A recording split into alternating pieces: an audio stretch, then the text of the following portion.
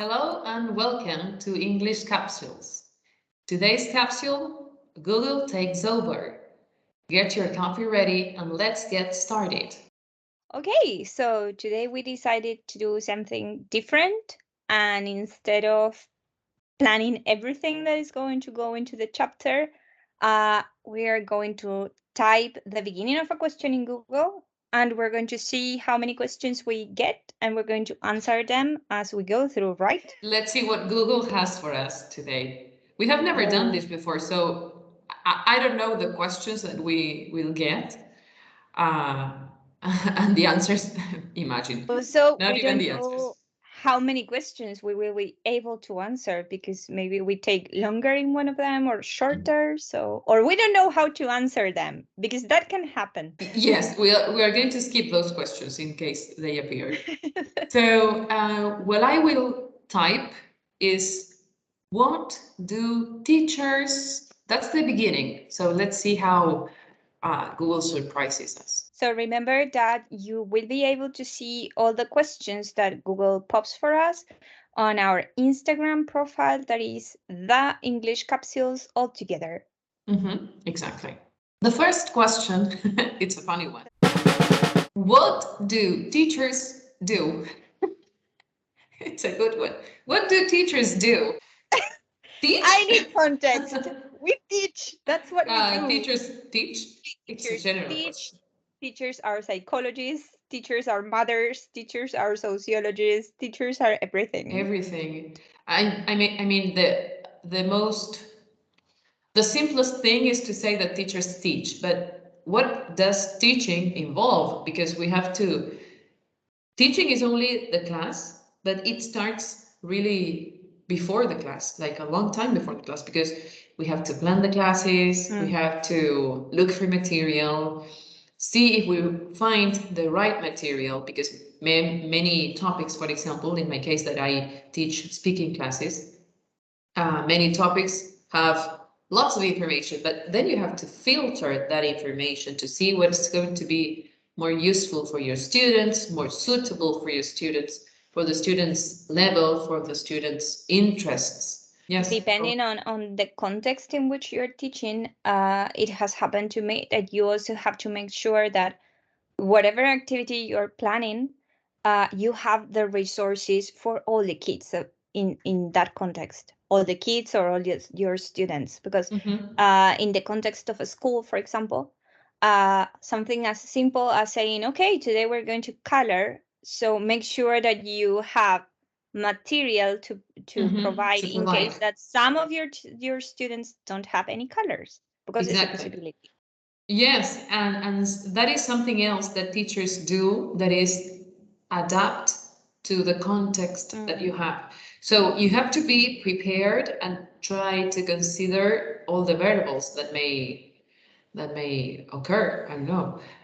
So yes, It's like you have to be a boy scout. You have to be always ready, ready. You have to have always ready. your plan there, but you have to have your flexibility to Yes, adapt to all the situations that may come up. yes. So it's weird. So I never thought about it. about the question, what do teachers Yeah. do? Okay. Maybe it's going in another direction, a different one. Like, what do teachers do besides teaching? What do they do? We have a life. We live. Normally. But maybe Normally we we get live. a question like, what do we do in our free time? Let's wait for it. Yes. Okay. So let's go to the next question. The next question is, what do teachers wear? What do teachers wear? I think this one also depends on the context. This one depends a lot on the context. Because On the context and on the country.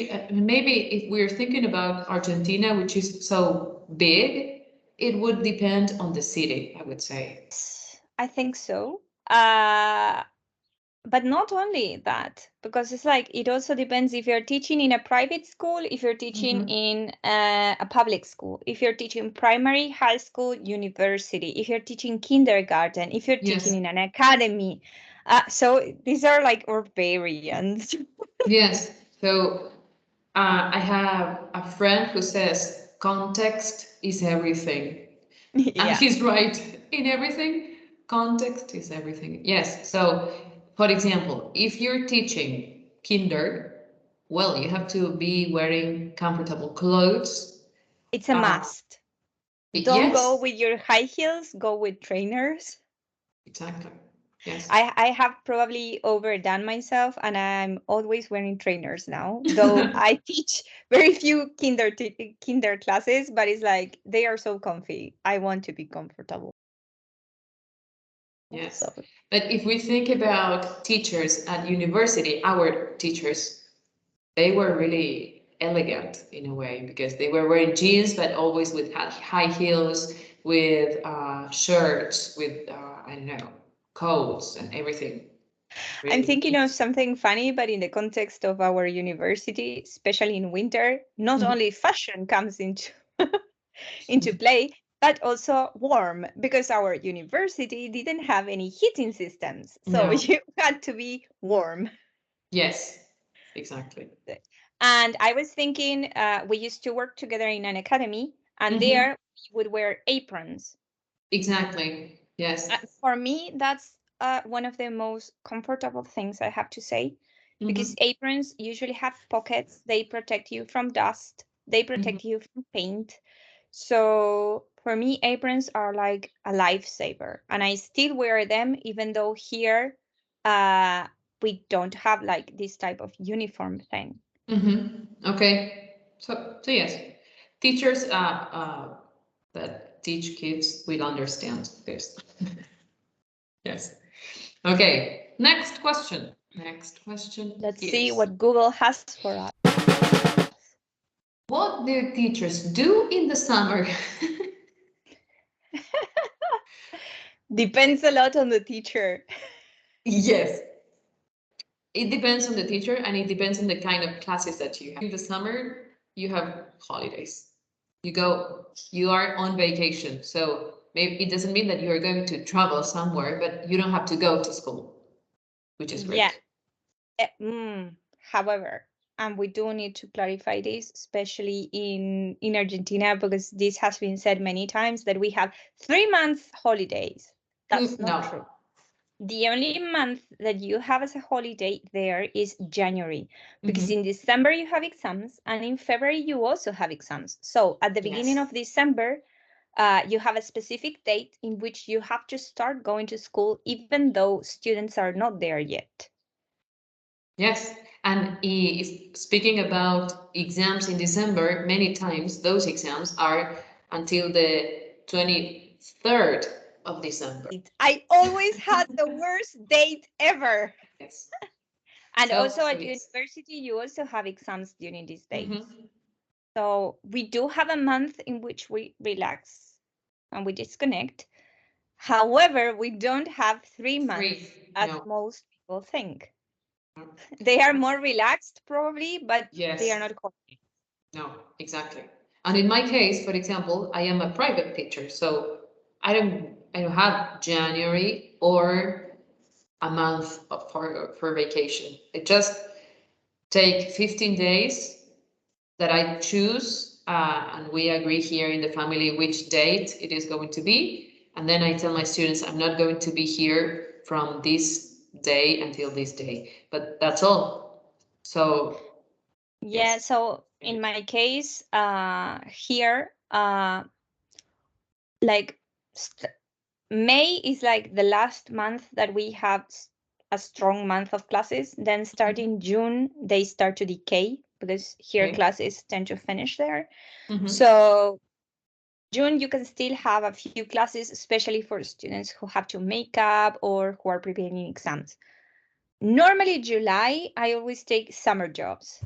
So Okay. I look after kids or do some of these things or have a few classes, but they are like very strange. And Mhm. then August is like you said, we normally take a few days for ourselves. But yes, we have to teach all year long. Yes. Okay, next question. Let's not get depressing. No. The question. what do teachers need? Huh. I think we need recognition. We need recognition in the sense of for every hour that we teach, there's probably, I want to say 1 hour, but there's probably Yeah. 2 hours of planning, checking, preparing, and doing everything. And those hours are not recognized. I know it sounds like vindication, but it's true. When you work in a school, you have to prepare so many classes. You have to prepare so many extracurricular things. I have friends that have maybe 100 students. Imagine having to check 100 exams. Not only exams, sometimes you have to take notebooks to your house in order to correct or other stuff, or you have to make reports for Yes, kids. for kids.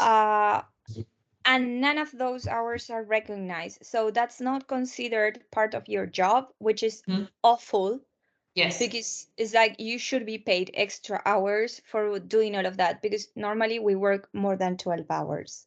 And this is what happens only in teaching, not only, but mainly in teaching. Because if you think about other jobs, like, I don't know, you're an employee, you work from 8 until 5. Then when it's 5, you go home and you are home.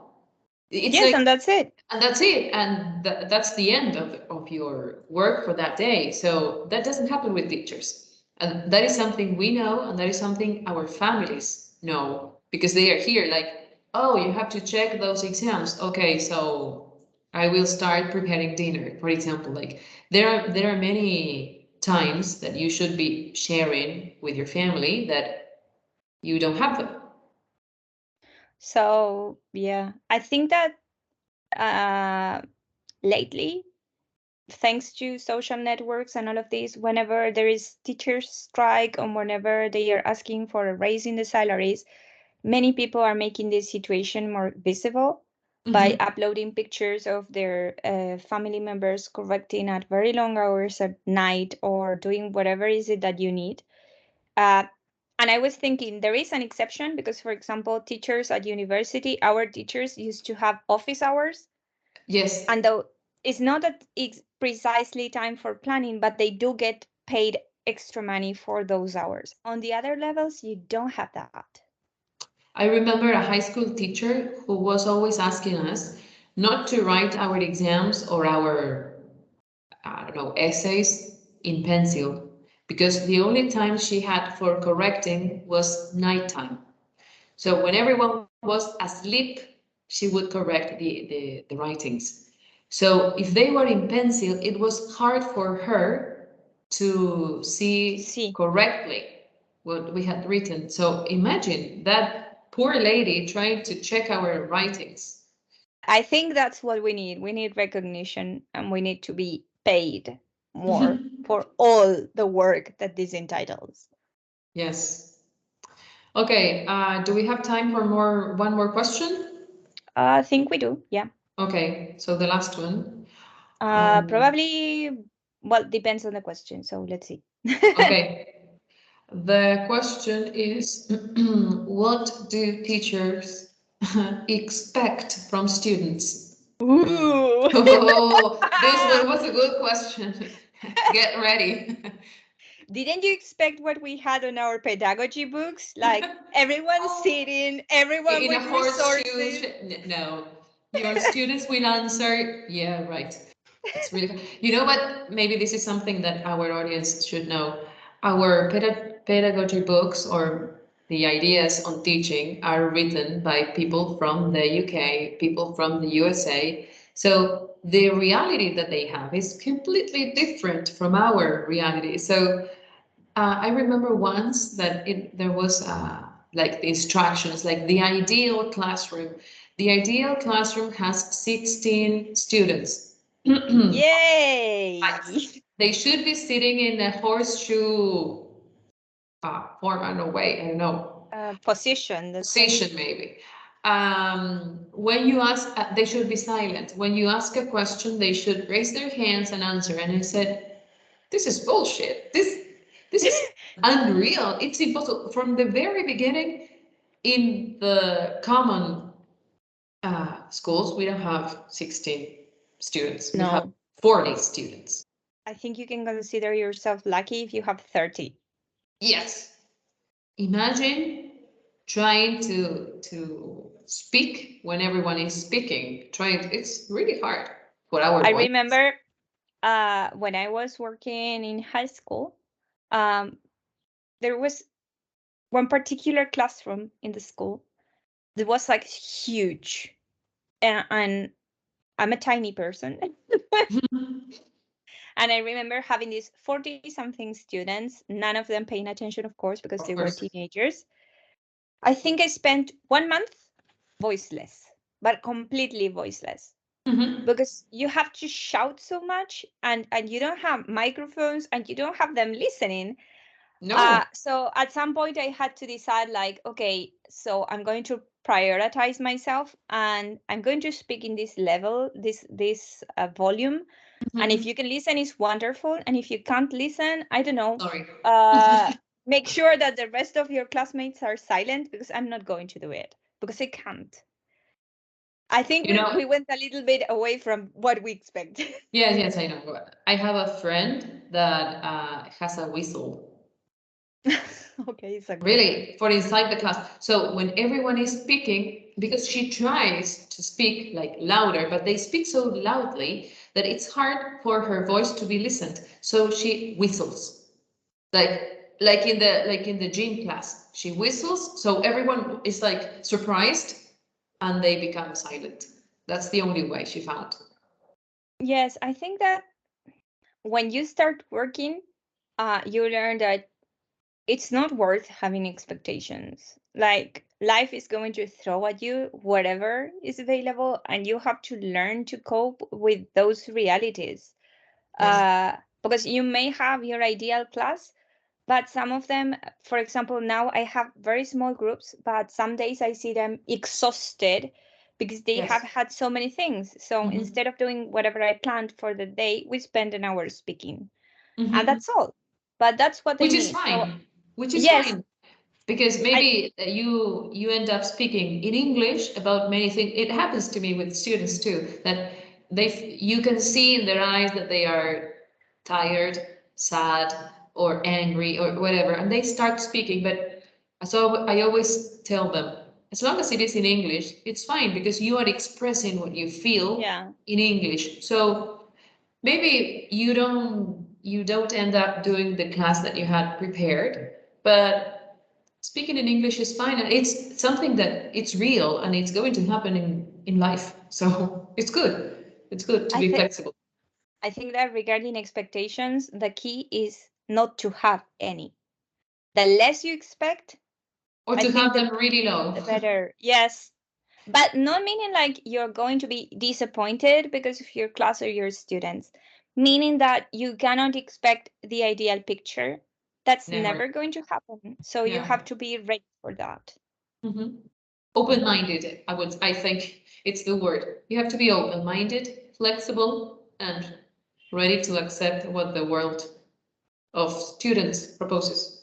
So probably if we have teachers in our audience, they could probably answer this question, and let's see if they share our expectations or lack of expectations, or what do they think regarding expectations. Because I think this was I thought the first one was the hardest question, but I think this one is also complicated. Well, they can answer any of the questions we have been doing. Of course. Because of course this is our vision and our thoughts that we have used to answer the questions, but maybe they have many others that can share with us in the comments. So that would be really enriching. And also, if you are a student, you can tell us what your expectations are regarding teachers. Good. We should be ready for that too. Yeah. Yes. But but you know that that is the part in which we grow as teachers, because they tell us expectations, maybe suggestions, ideas. So this is the good part also, to see what they see from us. And I think that our idea is to get a lot from our community. So please enrich us, Yes. share with us. Remember, you can find us on Instagram. You can find us here. I don't think you can comment here. They can rate us. They They can can rate rate us. our show. Yes. Yes. Mhm. Yes. And again, as always, if you have any questions, just Instagram the English Capsules, and there we're going to try to answer as best as we can. Yeah. Yes. Be patient. Okay, so that's all for today. I hope you Yes. have had fun, or you had been entertained at least. Not fun, but well. Yes, or you have learned something from us. Let's hope that. Yes. So we see you in our next capsule. Yes. Bye for now.